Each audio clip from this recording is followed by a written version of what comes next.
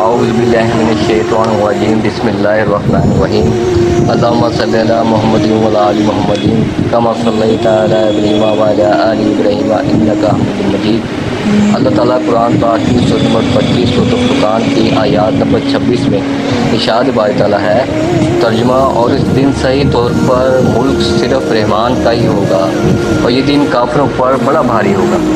تفسیر ہے یعنی دنیا کی وہ تمام عارضی و مجازی حکومتیں ختم ہو جائیں گی جن سے انسان دھوکے میں پڑا رہتا ہے، اور ظاہراً باطناً صورتاً یعنی ہر لحاظ سے اکیلے رحمان کی بادشاہیت ہوگی اور صرف اسی کا حکم چلے گا، اور وہ دن کافروں پر بہت سخت ہوگا۔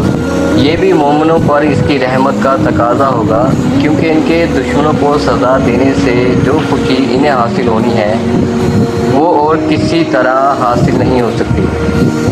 عبداللہ بن عمر رضی اللہ عنہ بیان کرتے ہیں رسول اکرم صلی اللہ علیہ وآلہ وسلم نے فرمایا، ترجمہ، اللہ تعالیٰ قیامت کے دن آسمان کو لپیٹ دے گا، پھر انہیں اپنی دائیں ہاتھ میں پکڑ کر فرمائے گا میں ہوں بادشاہ، کہاں ہے جابر لوگ، کہاں ہیں متکبر لوگ۔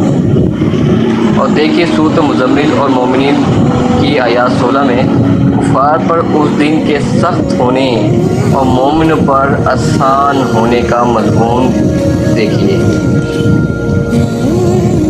اللہ سے دعا ہے جو یاد پڑھی ہے اس پر عمل کرنے کی توفیق عطا فرمائے اور اس کو سمجھنے کی توفیق عطا فرمائے، اور اللہ سے دعا ہے یوم آخرت میں ہمیں کامیابی عطا فرمائے۔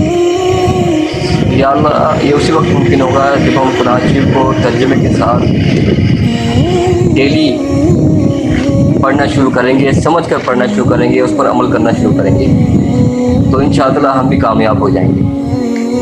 اللہ سے دعا ہے ہم قرآن شریف کو اللہ سے دعا ہے کہ اللہ ہمیں قرآن شریف کو ترجمے کے ساتھ پڑھنے، سمجھنے، اس پر عمل کرنے اور اسے دوسروں تک پہنچانے کی توفیق عطا فرمائے۔